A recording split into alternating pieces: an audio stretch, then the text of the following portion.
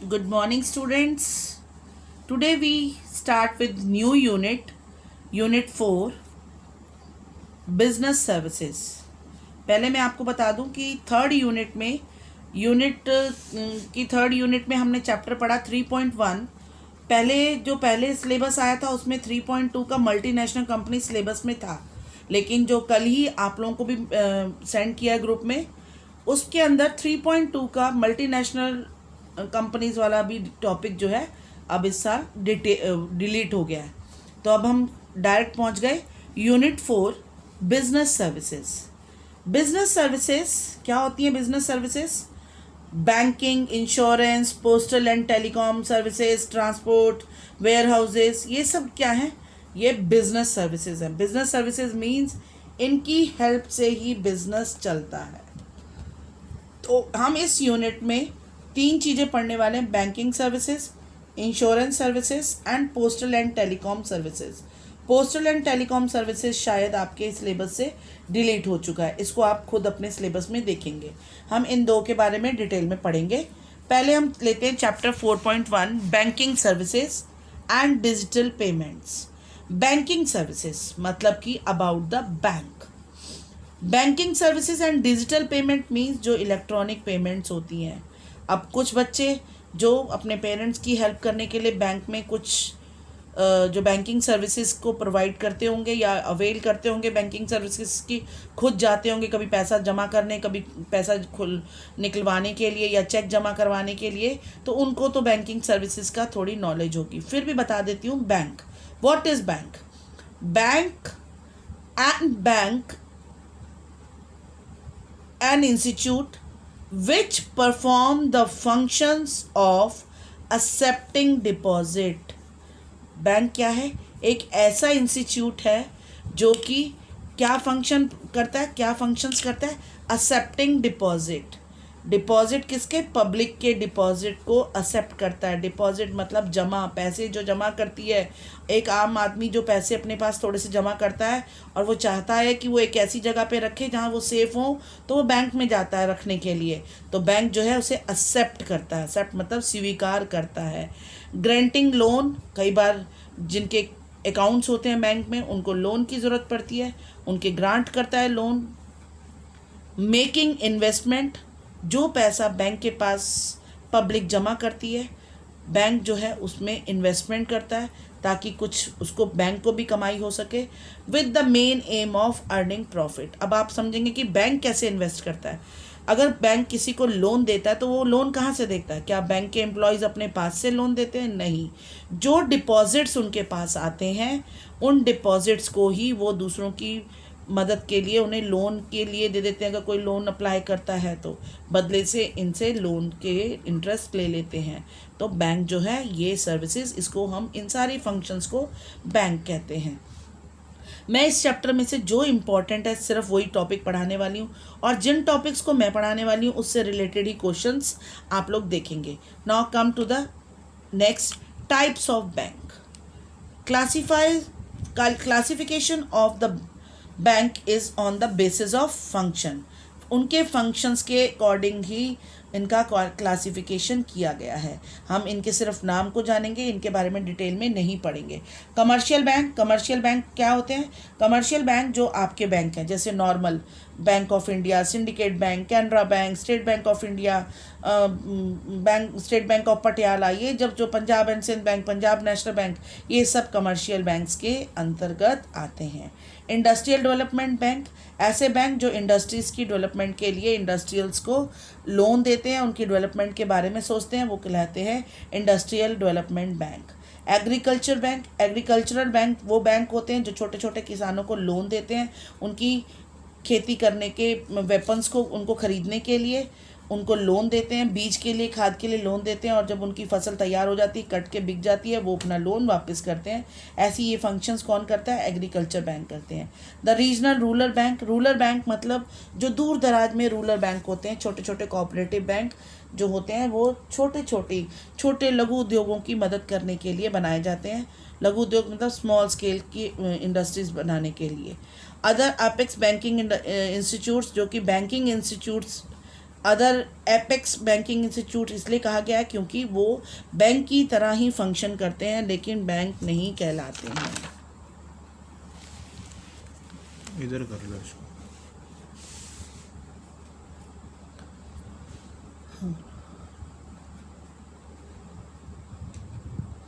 Next is function of commercial bank. अब हमने commercial bank पहला टाइप पढ़ा, उनके क्या फंक्शंस होते हैं इसके बारे में पढ़ेंगे। These functions divided into 4 categories और 3 कैटेगरीज हम पढ़ेंगे। पहले 4 कैटेगरीज हैं, वैसे हम मेन इन कैटेगरीज को पढ़ेंगे। Primary functions, secondary functions and electronic banking services. This primary functions. Primary functions क्या होते हैं? Accepting deposits. मैंने आपको पहले ही बताया, एक्सेप्टिंग डिपॉजिट मतलब the bank accept the deposit from public people deposit their money in the following accounts और टाइप्स ऑफ अकाउंट्स। कहते हैं कि बैंक की पहला क्या फंक्शन है कि लोगों का एक्सेप्ट करना, डिपॉजिट जमा को एक्सेप्ट करना। अब जो लोग आते हैं वो बैंक में सिर्फ ये नहीं कि पैसा दिया कि जमा कर लो और वो जमा हो जाता है। अपनी अपनी सहूलत के अनुसार अलग अलग टाइप्स के बैंक अकाउंट्स होते हैं, जिसका जो अकाउंट होता है उस अकाउंट में वो जमा कराता है। तो सबसे पहले हमें पढ़ने की ज़रूरत है कि टाइप्स ऑफ अकाउंट्स। अकाउंट्स कितनी तरह के होते हैं और उनके क्या मतलब है। पहला है टाइप्स ऑफ अकाउंट्स में फिक्स्ड और time deposit account. Fixed deposit account जिसे आप लोगों की भाषा में FD भी कहते हैं। Fixed deposit account is an account in which the amount is deposited with the bank for a fixed period of time। Fix deposit account वो अकाउंट होता है जहाँ पर बैंक में जो पैसा जमा होता है एक फिक्स्ड पीरियड के लिए होता है। पूरे एक फिक्स हो जाता है पीरियड की, इतने समय के लिए ये पैसा आप बैंक के पास जमा रहेगा। The period of fix deposit range between 15 days से लेकर 10 साल तक की बीच का रेंज होती है। कोई 2 साल की FD करवाता है, 1 साल की करवाता है, 6 महीने की करवाता है, कम से कम 15 दिन की, और ज़्यादा से ज़्यादा 10 साल की FD को करवाया जा सकता है। These deposit carry a high rate of interest. High rate कहते हैं कि हाई रेट ऑफ इंटरेस्ट का मतलब है कि इसके ऊपर बैंक जो है हाई रेट इंटरेस्ट की देता है। The amount can be deposit only once into a fixed deposit account. Fix deposit account में क्या होता है कि अगर पहले दिन, जैसे मान लो आज मैंने फिक्स डिपॉजिट करवाया, FD करवाई 10,000 रुपये की, तो मैं उसको 6 महीने के लिए करवा दी। 6 महीने पूरे होने के बाद मैं आगे उसका टाइम बढ़ा सकती हूँ, लेकिन उसके अंदर और पैसा डालकर उसे और नहीं बढ़ा सकती। उसे एक बार मुझे विड्रॉल करना पड़ेगा अगर बढ़ाना है तो, फिर दोबारा से FD करानी पड़ेगी। तो एक ही बार पैसा डिपॉजिट होता है, बार बार उसके अंदर नहीं डालते हैं ऐसे अकाउंट में। The deposit is given a fixed deposit receipt. जो डिपॉजिटर जो होता है उसे क्या दिया जाता है, बैंक क्या देता है डिपॉजिटर को? एक रिसिप्ट देता है जिसके ऊपर क्या लिखा होता है, which depositor has to produce at the time of maturity. जब वो टाइम पीरियड ख़त्म हो जाता है FD का, तो जिसकी वो FD होती है डिपॉजिटर की, उसे बैंक में ये रिसिप्ट को शो करना होता है। अगर वो शो करता है तभी उसे वो पैसा मिलता है। Fixed deposit can be renewed for a further period. मैंने अभी ऊपर वाले उसमें बताया कि इसे रीन्यूड भी करवाया जा सकता है। अगर मान लो आज मेरी उस FD जो है मैच्योर्ड हो गई, उसमें मेरे 10 के 12,000 रुपये बन गए, तो मैं बोलती हूँ कि मेरे 12,000 की फर्दर FD कर दो, तो उसे बाहर विड्रॉल किए बगैर ही उसी रीन्यू किया जा सकता है। The money deposit in the fixed deposit account is repayable after the specified period. उसको रीपेएबल कब किया जाता है? एक बार स्पेसिफाइड फिक्स पीरियड के बाद। It is also known as term deposit account और टाइम डिपॉजिट अकाउंट भी कहते हैं। टर्म डिपॉजिट अकाउंट भी कहते हैं इसे, टाइम डिपॉजिट अकाउंट भी कहते हैं और फिक्स डिपॉजिट अकाउंट भी कहते हैं। ये next is current account. Current account is opened by businessman who have a number of regular transaction with the bank. Current account किसके लिए होता है? मेनली ये ओपन कौन करवाता है? बिजनेसमैन करवाते हैं। बिजनेसमैन इसको क्यों करवाते हैं? क्योंकि पूरे दिन में उनकी बहुत सारी रेगुलर जो ट्रांजैक्शन, पूरे महीने में एक दिन में बहुत सारी रेगुलर ट्रांजैक्शन होती हैं। What do you mean by transaction? Transaction means पैसा निकलवाना, जमा करवाना, किसी को पेमेंट करना, फिक्स करवाना, इसे बोलते हैं ट्रांजैक्शन। तो बिजनेसमैन की रोज़मर्रा के खर्चों के लिए पैसा निकालना, जमा करना ट्रांजैक्शन कहलाता है, इसलिए ये वाला अकाउंट बिजनेसमैन खोलते हैं। बैंक डू नॉट पे any interest on these account, bank जो है कोई इंटरेस्ट नहीं पे करता इस अकाउंट के ऊपर, क्योंकि एक भी अमाउंट जो होता है स्टेबल नहीं होता, आज ज़्यादा है कल कम है, फिर थोड़ा ज़्यादा हो जाता है, फिर उसी दिन कम हो जाता है, इसलिए कोई भी इंटरेस्ट नहीं पे करता।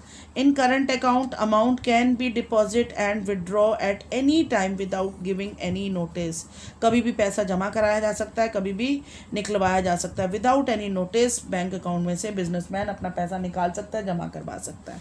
It is of continuity nature and as such there is no fixed period, ये कंटिन्यूटी, ये चलता रहता है। नेचर इसका क्या है, कभी भी दिन में भी चाहे 50 बार पैसा जमा कराओ 50 बार निकालो, चाहे पूरे महीने में 1000 बार पैसा जमा कराओ 1000 बार निकालो, एक फिक्स पीरियड नहीं होता है, जितनी बार मर्जी इसमें ट्रांजैक्शन की जा सकती हैं। Next is saving account.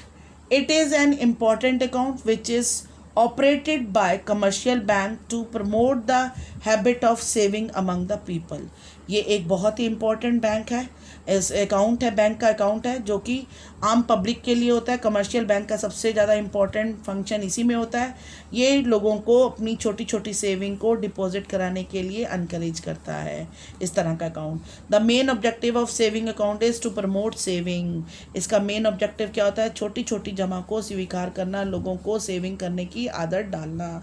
Saving account can be open with a minimum initial deposit that varies from the bank to bank, एक थोड़ा सा अमाउंट देके इसको अकाउंट को खोला जा सकता है, और ये अमाउंट जो है 500, 1000 जो भी है, 100 या ज़ीरो बैलेंस से भी अकाउंट खुलते हैं, वो बैंक टू बैंक वो डिपेंड करता है। There is no restriction on number and amount of deposit, current account की तरह सेविंग अकाउंट में भी कोई रिस्ट्रिक्शंस नहीं है, जितनी बार मर्जी पैसा पूरे महीने में जमा करवाया जा सकता है और निकलवाया जा सकता है। The rate of interest payable is very normal as saving account, saving account में नॉर्मल रेट ऑफ इंटरेस्ट मिलता है, फिक्स डिपॉजिट में सबसे ज़्यादा मिलता है, करंट में बिल्कुल नहीं मिलता, लेकिन सेविंग में नॉर्मल रेट ऑफ इंटरेस्ट दिया जाता है। Saving account is continue nature, there is no maximum period, इसका भी कोई टाइम फिक्स नहीं है, इसलिए कंटिन्यू नेचर का ये सेविंग अकाउंट होता है। Next is recurring deposit account, जिसे हम RDB कहते हैं, ये बैंक के अलावा पोस्ट ऑफिस में भी खोले जा सकते हैं। Recurring deposit account is open by those who want to save regular for a certain period of time of earn a higher interest rate, कहते हैं रिकरिंग अकाउंट जो है वो डिपॉजिट अकाउंट ओपन किया जाता है कि उनके लिए जो रेगुलर अपनी सेविंग करते हैं, certain period of time for earn higher interest, जिनको हायर इंटरेस्ट कमाना होता है वो लोग इस तरह के अकाउंट खुलवाते हैं। इसके अंदर क्या होता है कि एक अमाउंट एक डेट तक फिक्स कर दिया जाता है कि आपको, जैसे मान लो एक महीना पूरा फिक्स कर दिया, मान लो मैंने रिकरिंग अकाउंट खोला है 1000 रुपीज़ का, तो मुझे पूरे महीने में 1000 रुपीज़ बैंक में रिकरिंग अकाउंट में जमा करने ही करने हैं, इसका भी पीरियड फिक्स्ड होता है। इसलिए मान लो कि मैं ऐसा फंक्शन कब तक करूँगी, मैंने कहा कि मैं 1 साल तक करती रहूँगी, तो 1 साल तक हर महीने मुझे 1000 रुपये बैंक में जमा करवाने ही करवाने हैं, उसके ऊपर बैंक मुझे डिपॉजिट इंटरेस्ट देगा, और जब 1 साल पूरा हो जाएगा तो मुझे मेरी इंटरेस्ट के साथ कैपिटल को वापस कर दिया जाएगा, इसे बोलते हैं recurring deposit account. It main objective is develop regular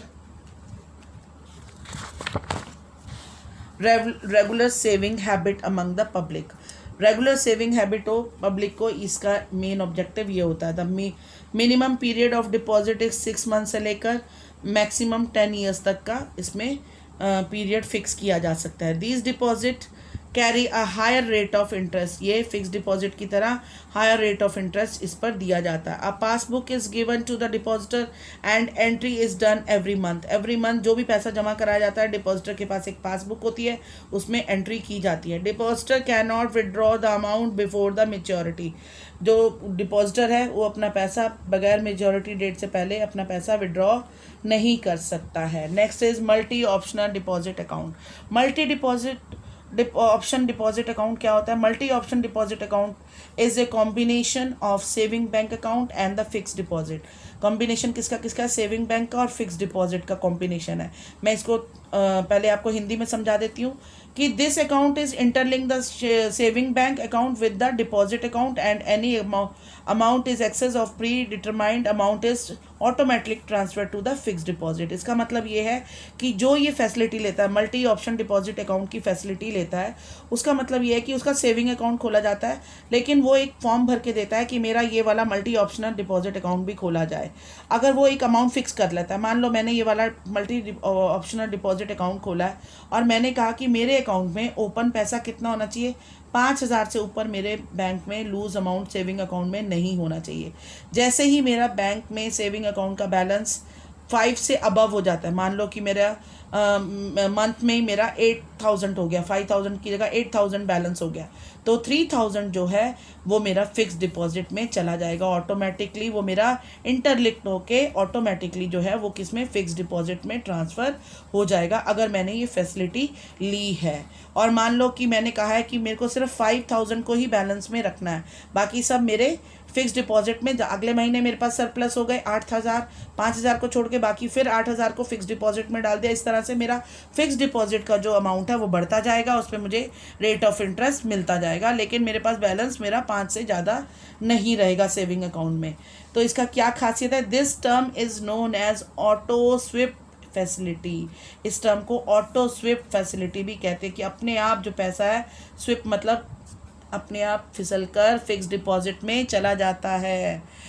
if the account holder want to withdraw money, अब आप कहोगे कि पैसा होने के बाद फिक्स डिपॉजिट में तो समय से पहले नहीं निकाला जाता, पर इस केस में क्या है, मल्टी ऑप्शन डिपॉजिट अकाउंट में क्या है, if the account holder want to withdraw money more than the amount, जैसे मैंने एग्जांपल आपको लिया कि 5,000 से ज़्यादा मुझे अब पैसों की ज़रूरत है, पर मेरे बैलेंस तो सिर्फ सेविंग में 5,000 है, तो ऐसे में क्या होगा, ऐसे में 5,000 को के अलावा अगर मुझे और पैसे की ज़रूरत है तो मैं उसको ले सकती हूँ। कैसे ले सकती हूँ, मैं उस अमाउंट को, वो मेरा फिक्स डिपॉजिट में से, अगर मैंने कहा, मैंने चेक काट दिया कि मुझे 10,000 चाहिए, तो 5,000 मेरा बैलेंस है और फिर 5,000 जो है रिमेनिंग वो मेरा फिक्स डिपॉजिट में से निकल के मुझे बैंक वाले 10,000 ऑटोमेटिकली दे देंगे। तो क्या कहा, the amount lying on the cash in the bank account then the fix deposit is broken, अपने आप इमीडिएटली ब्रोक हो जाएगा ऑटोमेटिकली और मेरे को होल्डर को मनी दे दी जाएगी।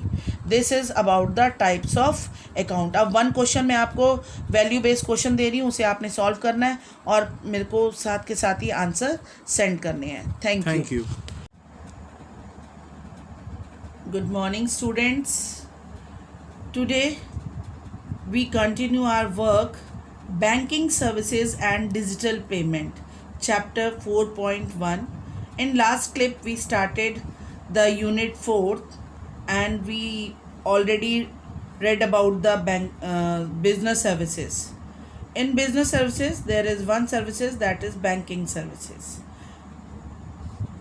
Now we already read about the types of accounts, कितने टाइप्स होते हैं अकाउंट के और लोग कहाँ कहाँ किस तरह से पैसे जमा करवा सकते हैं उन पे, ये सब बैंकिंग के फंक्शंस हैं। इसी टॉपिक को हम कंटिन्यू करते हैं, फंक्शन ऑफ कमर्शियल बैंक को। नेक्स्ट हमारा हम पढ़ चुके हैं accepting the deposit, different accounts के बारे में पढ़ चुके हैं। नेक्स्ट है एडवांसिंग लोन।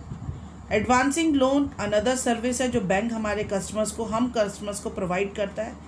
कैसे प्रोवाइड करता है, बैंक के पास कोई मैन्युफैक्चरिंग नहीं है, कोई चीज़ को नहीं बेचता, फिर भी बैंक पे कैसे प्रोवाइड करता है। Another main function of a bank is to advance loan to people. एक अनदर उसका फंक्शन क्या है, लोगों को पैसा उधार देना। A bank receive money through deposits, लोग अपना अपना पैसा अलग अलग अकाउंट्स में बैंक में जमा करवाते हैं। A certain part of this money is transfer to cash reserve, जितना टोटल पैसा बैंक में जमा होता है थोड़ा सा उसके अंदर से कुछ पैसा कैश रिजर्व जमा होकर आरबीआई चला जाता है और जो बाकी होता है the balance amount is use for advancing loan, वो एडवांसिंग लोन के लिए यूज़ किया जाता है। कैश रिजर्व रखा जाता है पहले थोड़ा सा और बाकी लेफ्ट जो मनी होती है वो एडवांसिंग लोन के लिए होती है। एडवांसिंग लोन कितनी तरह का होता है, फर्स्ट देखो कैश क्रेडिट, जिसे हम एक बिजनेस की लैंग्वेज में बैंक लिमिट भी बोलते हैं, कैश क्रेडिट को। Under this bank customer allowed to withdraw a specific amount from bank. इस कैश क्रेडिट में क्या होता है, कस्टमर को ये बैंक अलाउ कर देता है कि वो एक लिमिट अलाउ कर देता है। मान लो कि बैंक ने एक कस्टमर को अलाउ किया कि तू बिज़नेस कर सकता है और 10 लाख तक का पैसा जो है तो बैंक में से विड्रॉ कर सकता है। स्पेसिफिक अमाउंट, मतलब 10 लाख उसका स्पेसिफिक अमाउंट फिक्स हो गया, बैंक ने फिक्स कर दिया on the basis of a specific security. अब 10 लाख रुपए की लिमिट दे दी है बैंक ने, तो उसके बदले में उसने क्या लिया, एक सिक्योरिटी अपने पास बैंक ने ले ली, सिक्योर्ड हो गया बैंक। कस्टमर और द बोरोवर मतलब जो जिसने पैसा लिया, जो कस्टमर होता है, return this money with in a limit time. जो टाइम फिक्स किया गया, जो टर्म्स कंडीशन में टाइम को फिक्स किया गया, उसी टाइम में जो है कस्टमर को ये पैसा वापस करना होता है। Bank charge interest only on the money withdrawal. अब मान लो कि उसको तो 10 लाख की लिमिट बोल दी थी, लेकिन एक महीने में उस कस्टमर ने सिर्फ उस 10 लाख की लिमिट में से 4 लाख ही उसने विड्रॉल किया या यूज़ किया, तो जो बैंक है वो 4 लाख के ऊपर ही सिर्फ इंटरेस्ट चार्ज करेगा, 10 लाख के ऊपर नहीं करेगा। This is called the bank limit और cash credit. Next is overdraft. Overdraft क्या होता है? The customer who maintain a current account with the bank take permission from the bank to withdraw more amount than deposit. In this account the extra money withdrawn is called overdraft. क्या मतलब है कि customer जिनका current account होता है bank में, वो bank से परमिशन ले लेता है कि वो बैंक में जितना उसका पैसा जमा है उससे ज़्यादा पैसे वो निकलवा सके। ये ओवरड्राफ्ट की फैसिलिटी बैंक अपने कस्टमर्स को देता है। फॉर एग्जांपल देखो कि एक मिस्टर ए के पास उसके बैंक बैलेंस कितना था, 10,000 रुपये थे, लेकिन उसको ज़रूरत उस दिन कितनी थी, 12,000 रुपये की ज़रूरत थी। अब 10,000 उसके पास है, लेकिन 12,000 की उसको ज़रूरत थी। 2,000 जो है बैंक से अगर उसने ओवरड्राफ्ट की परमिशन ले रखी है, तो वो 2,000 रुपये ओवरड्राफ्ट ले सकता है बैंक से। ये वाली फैसिलिटी लेकर 12,000 का चेक इशू कर सकता है। बैंक जब तक ये 2,000 रुपये नहीं वापस करेगा, जितने दिन वो अपने पास रखता है ये 2,000, उसके ऊपर इंटरेस्ट चार्ज करता है। This is called overdraft. Demand loan. These loans are provided by banks against the security of fixed deposit receipt।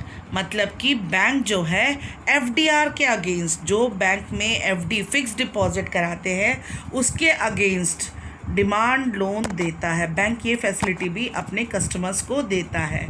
Government securities, life insurance policies, etc.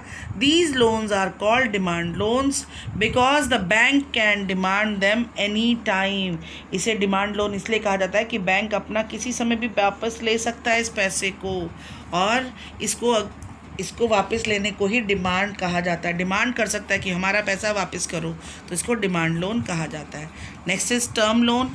These loan taken by the customer for purchase of machinery, truck, scooter, house etcetera.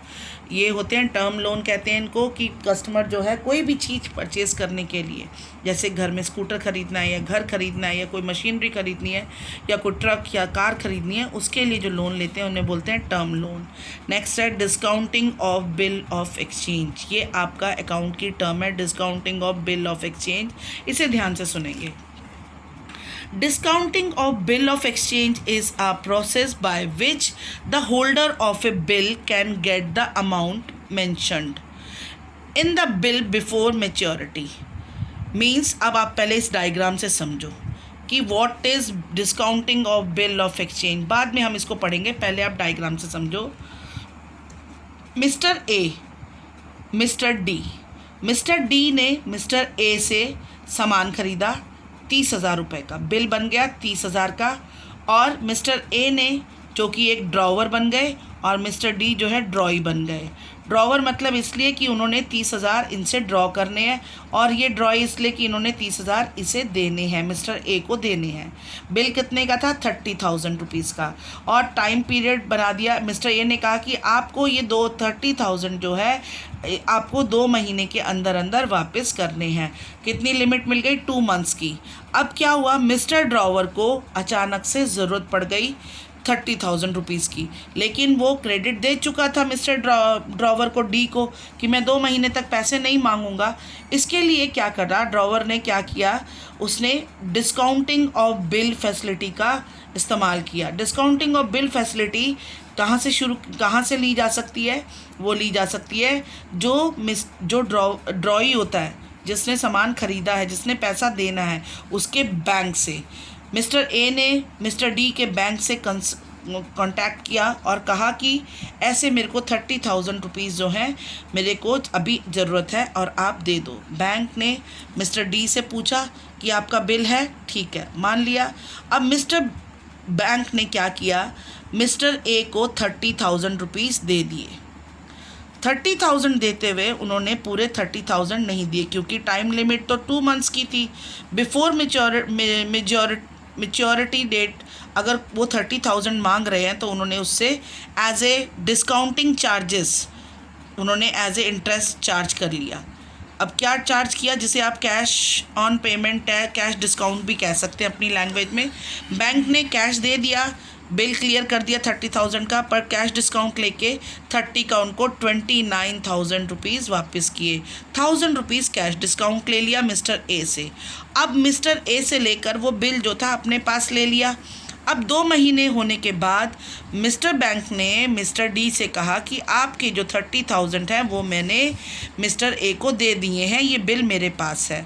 अब mister D जब 30,000 rupees bank को देंगे तो bank जितने महीने bank ने mister D के पैसे दिए हैं, जितने महीने समझो मिस्टर डी ने बैंक के पैसे यूज़ किए हैं, वो इंटरेस्ट पे करेगा, उसको बैंक इंटरेस्ट लेगा।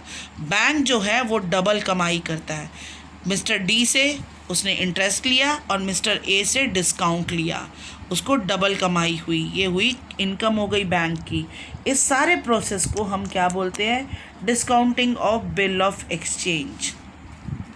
इसी को मैंने इंग्लिश में एक्सप्लेन किया हुआ है, पढ़ेंगे समझ आ जाएगा। हो गया?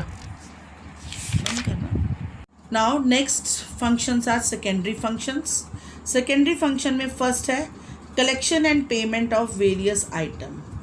Bank collect cheque, rent, interest on behalf of its customer. Bank जो है वो कलेक्शन करता है पेमेंट को, अपने कस्टमर की पेमेंट्स को कलेक्ट करता है। कैसे करता है? ये नहीं कि दुकान पे जाकर उनकी पेमेंट्स लेता है। बैंक चेक कलेक्ट करता है। कोई अगर कस्टमर का कोई चेक आता है कोई जमा करने के लिए तो वो जमा कर लेता है। कोई रेंट पे किया जा सकता है, इंटरेस्ट पे करना हो कहीं पर वो बैंक के थ्रू किया जा सकता है।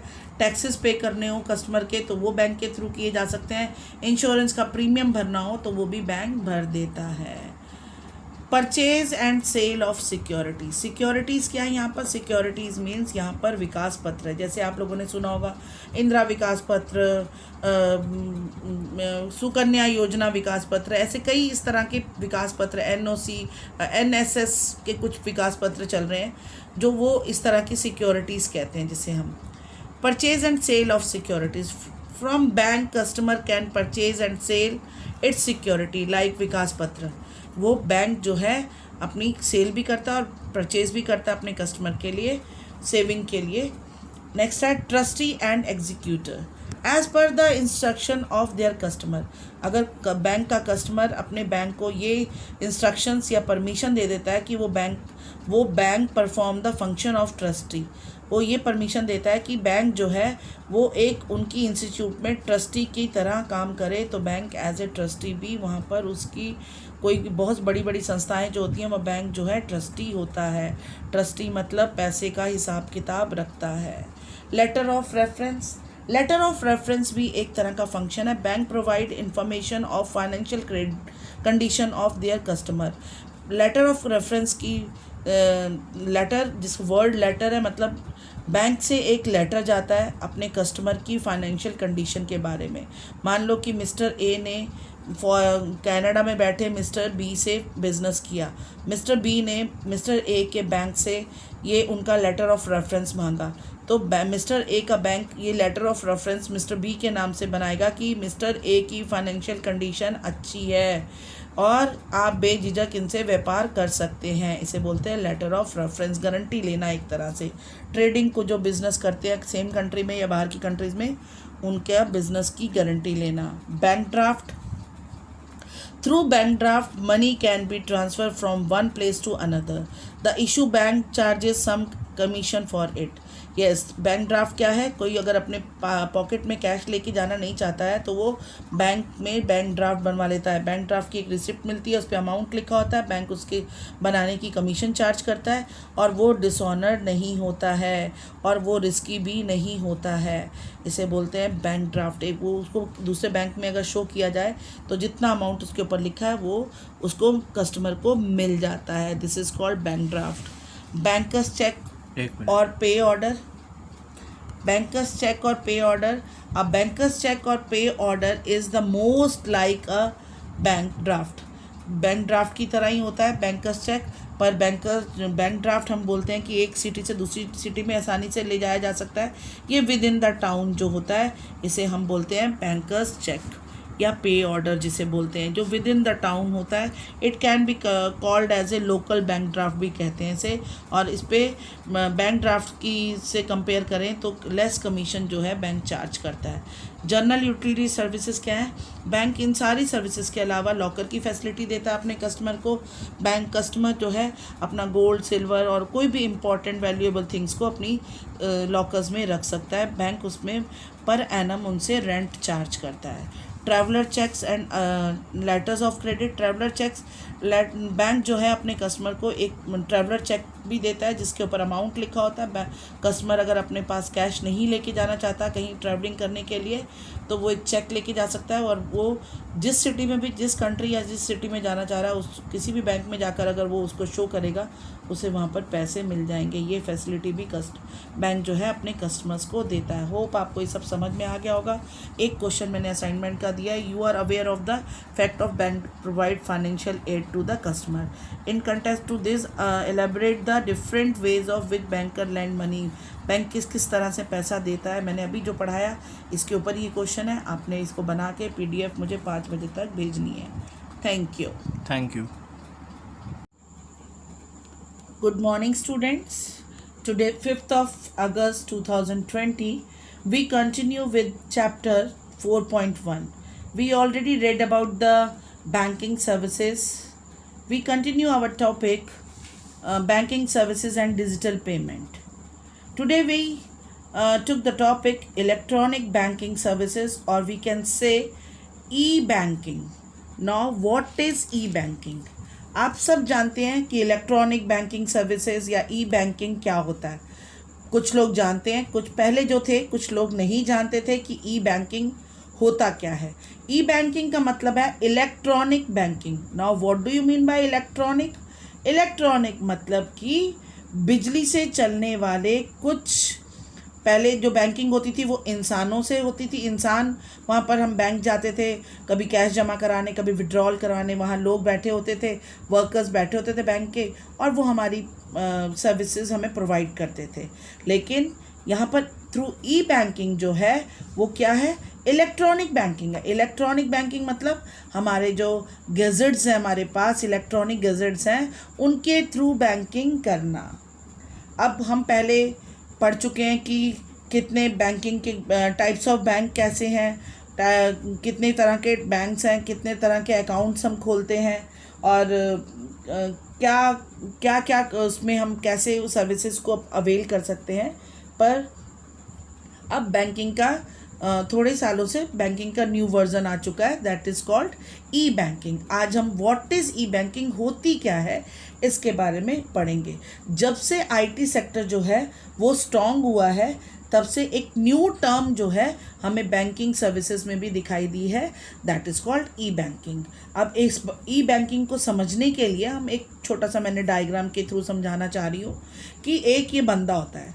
बंदा जो है जॉब करता है, सैलरी, एम्प्लॉयड होता है कहीं किसी कंपनी में और सैलरी लेता है, और उसे जो है वो जॉब करता है 5 to 9, सुबह 9 to 5, और बैंक के टाइमिंग क्या होते हैं 9 to 5। तो बंदे को अपने घर में पैसे भेजने होते हैं तो बंदा बहुत परेशान होता है, उसके पास टाइम नहीं होता, तो वो सोचता है कि मैं अपने पेरेंट्स को अपने घर में पैसे कैसे भेजूं। तो उस बंदे को जो पैसे ट्रांसफ़र करने होते हैं वो जाता है और पूछता है कि क्या मेरे पैसे किसी तरह से ट्रांसफ़र हो जाएंगे। तो बैंक वाले बोलते हैं no problem, do you have internet. Bank वाले इससे पूछते हैं कि क्या तुम्हारे पास इंटरनेट है। तो बोलता है कि हाँ मेरे पास इंटरनेट है। तो अगर तुम्हारे पास इंटरनेट है तो कोई भी प्रॉब्लम ही नहीं है इसको तो फटाफट सॉल्व होने का, क्योंकि ई बैंकिंग जो है वो किस पर डिपेंड करती है, टोटली इंटरनेट पे। अगर इंटरनेट है तो इंटरनेट के थ्रू हम घर बैठे कोई भी पैसे कहीं पर भी बैठे, कहीं पर पूरे ऑल ओवर वर्ल्ड में हम ट्रांसफ़र कर सकते हैं। तो ई बैंकिंग क्या है? E banking is doing banking transaction with the help of internet. अब इंटरनेट के थ्रू हम बैंकिंग की जितनी भी सर्विस पहले मैनुअल लेते थे, खुद जाकर लेते थे, और वो जहाँ जो भी ह्यूमन बीइंग, जो भी एम्प्लॉयज़ बैंक के वो बैठे हमें सर्विसेज देते थे, अब हम घर बैठे इन सारी सर्विसेज को थ्रू इंटरनेट, अगर हमारे पास इंटरनेट सर्विसेज प्रोवाइड हैं हमारे पास, तो हम घर बैठे इसको हम सारी बैंकिंग ट्रांजैक्शन जो है बैंकिंग की हम घर बैठे कर सकते हैं। उसके लिए हमें क्या चाहिए? एक पीसी चाहिए। पीसी मतलब पर्सनल कंप्यूटर चाहिए। With the help of PC you can easily do any banking transaction. हमारे पास पीसी चाहिए, पीसी के अंदर हमें इंटरनेट फैसिलिटी चाहिए, या अगर किसी के पास कंप्यूटर नहीं है, अगर मोबाइल है तो मोबाइल में भी इंटरनेट सर्विस होनी चाहिए। और हमें करना क्या है? एक ऐप को डाउनलोड करना है, या फिर बैंक की वेबसाइट पे जाकर हमें जो भी ट्रांजैक्शन करनी है, चाहे हमें अपने पैसे ट्रांसफ़र करने हैं, चाहे कोई बिल की पेमेंट करनी है, चाहे कोई चीज़ खरीदनी है, तो हम थ्रू इंटरनेट घर बैठे किसी भी समय 24/7 मतलब 7 दिन 24 घंटे हम ये काम कर सकते हैं। तो ये बात सुन के ये बंदा क्या हुआ, ये इसकी खुशी की लहर दौड़ गई और खुश हो गया। इसका जो था, इसने अपना काम फटाफट निपटा लिया, खुश हो गया, इसकी प्रॉब्लम सॉल्व हो गई। तो आगे हम क्या करेंगे? Nowadays we can use mostly this method, क्योंकि गवर्नमेंट जो है, पहले क्या होता था, ओल्ड पीपल, अभी भी हमारे घर में भी सब जगह जो लोग होते हैं वो डरते हैं। अगर हम उन्हें कहें ना कि ऑनलाइन कुछ कर लो, ऑनलाइन बिलिंग कर लो, ऑनलाइन परचेजिंग कर लो, ऑनलाइन कुछ अपनी पेमेंट्स कर लो, तो वो अभी भी डरते हैं कि कहीं हमारा पिन शेयर ना हो जाए, कहीं हमारे अकाउंट से पैसे ना निकल जाएं। पर जब से गवर्नमेंट ने बैकअप प्लान शुरू किया है कि अगर कुछ ऐसा होता है तो गवर्नमेंट बैकअप प्लान देती है, तब से ई बैंकिंग जो है वो बहुत बढ़ गई है। Everybody is doing their transaction by e banking. Mostly जो लोग हैं अब बैंकिंग का सारी सर्विसेज ई बैंकिंग के थ्रू करते हैं। इसके लिए हमें ई बैंकिंग के लिए क्या चाहिए? पीसी मतलब पर्सनल कंप्यूटर या फिर मोबाइल फ़ोन चाहिए, और हमें उसके अंदर नेट चाहिए। So using computer and internet in the functioning of the banks is called electronic banking. Using computer की सहायता से या मोबाइल की सहायता से, इंटरनेट के साथ हम सारे फंक्शन बैंक के घर बैठे कर सकते हैं, जिसे हम इलेक्ट्रॉनिक बैंकिंग कहते हैं। With these services the customer do not need to go the bank every time. Electronic banking के जिसके पास ये फैसिलिटी जो यूज़ करता है, उसे कोई ज़रूरत नहीं है बैंक में जाने, घर बैठ के ही वो सब काम जो भी जमा कराना, मनी ट्रांसफ़र करना, कोई चीज़ को ख़रीदना, किसी की पेमेंट करना, बिजली का बिल भरना, पानी का बिल भरना, सब घर बैठे ही वो अपने थ्रू ई बैंकिंग के थ्रू ये सब कर सकता है। E banking offer the following range of services, that is electronic fund transfer, automatic teller machine, point of sales, electronic data interchange and credit card electronic of digital cash. अब हम 1 by 1 पढ़ेंगे way of e banking क्या। Now way of e banking automatic teller machine. First हम पढ़ेंगे ATM machine क्या होती है। आजकल सबको पता है एटीएम मशीन क्या होती है। एटीएम मशीन जगह जगह आपके हर शहर में जगह जगह ईजी टू सर्विस है ये। और ATM is a computerise machine, एक कंप्यूटराइज मशीन है। To make a transaction at an ATM the customer insert or swipe the card in the ATM and enter the personal identification number, मतलब कि इसमें पैसे निकालने कुछ नहीं करना आपको, अपना कार्ड जो आपका डेबिट कार्ड बना हुआ बैंक से आपको इशू है वो जाना है एटीएम मशीन में, या तो इंसर्ट करना है या फिर उसको स्वाइप करना है, डाल के बाहर निकालना है। वो कार्ड को डालने के बाद आपको अपना पर्सनल आइडेंटिफिकेशन नंबर डालना होता है और ये मशीन जो है आगे फर्दर आपसे क्वेश्चनिंग करती है। Through ATM customer can perform services several banking operations without the help of trailer बोलते हैं किसी भी इंसान से, हमको बैंक के एम्प्लॉयज़ को ट्रेलर बोलते हैं। Such as to withdraw cash, make deposit, pay bills, obtain bank statement and cash transfer etcetera. हम ATM मशीन के थ्रू किसी भी बैंक एम्प्लॉय की सर्विसेज लिए बगैर हम बहुत सारे काम कर सकते हैं, जैसे पैसा कैश निकलवा सकते हैं, डिपॉजिट करवा सकते हैं, बिल भर सकते हैं, बैंक स्टेटमेंट ले सकते हैं और कैश को ट्रांसफ़र भी कर सकते हैं। ATM provide the facility of 24/7 banking का समय तो 9 से 5 होता है, लेकिन ATM मशीन में हम 24 घंटे सारे दिन पूरे टाइम हम कभी भी पैसे निकलवा सकते हैं, कभी भी जमा करवा सकते हैं। Now debit card, next is debit cards. Debit card is an electronic card issued by a bank. Debit card भी इलेक्ट्रॉनिक कार्ड होता है जो कि बैंक द्वारा इशू किया जाता है। Through debit card the account holder is not required to visit bank to withdraw cash, as or she can now just go to the ATM machine।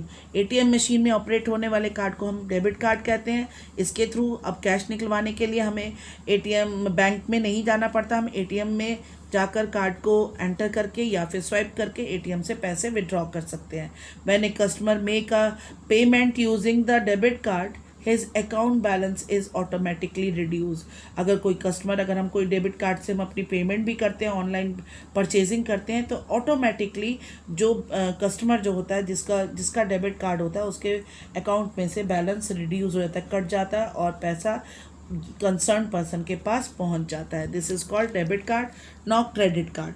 Credit card भी debit card की तरह होता है, लेकिन इसकी लिमिट होती है। Credit card is an electronic card issued by and financial institution authorizing the holder to buy goods or services on credit। Credit card भी एक इलेक्ट्रॉनिक कार्ड होता है, एक फाइनेंशियल इंस्टीट्यूट मतलब बैंक द्वारा इशू किया जाता है और ऑथराइज करता है कि जिसके बैंक ये ऑथराइज करता है या फाइनेंशियल इंस्टीट्यूट ये ऑथराइज करता है कि जिसके पास भी कार्ड होल्डर जो है वो अपनी चीज़ों को क्रेडिट कार्ड से खरीद सकता है, मतलब कि उधार में वो खरीद सकता है। उधार किसकी? दुकानदार की उधारी नहीं होती है, बैंक से उधारी होती है। बैंक उसी समय क्या करता है, दुकानदार को पेमेंट कर देता है और जो होल्डर होता है कार्ड होल्डर वो बैंक को बाद में करता है। Credit card have a maximum amount और credit limit which the user can borrow during a given period. Credit card में एक मैक्सिमम लिमिट फिक्स कर दी जाती है जिसके कारण कि कार्ड होल्डर जो होता है एक पीरियड में उसको खर्च करता है और पैसे को वापस करता है।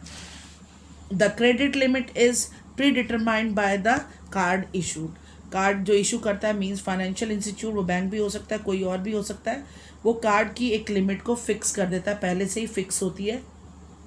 When an individual uses a credit card to make a purchase, he authorizes the credit card issue to pay the merchant on his behalf। जब कोई भी एक इंडिविजुअल जिसके पास कार्ड है वो अगर कोई चीज़ को परचेज़ करता है तो वो ऑथराइज़ कर देता है उस इंस्टीट्यूट को, उस बैंक को, कि वो उसके बिहाफ पर मर्चेंट मतलब दुकानदार को पेमेंट कर दे। मतलब कि अगर मिस्टर ए ने बी की दुकान से सामान खरीदा है तो बैंक सी हो गया, बैंक को ऑथराइज़ किया मिस्टर ए ने कि तू पेमेंट कर दे बी को, और मिस्टर सी को पेमेंट कब मिलेगी? जब मिस्टर ए दे देंगे।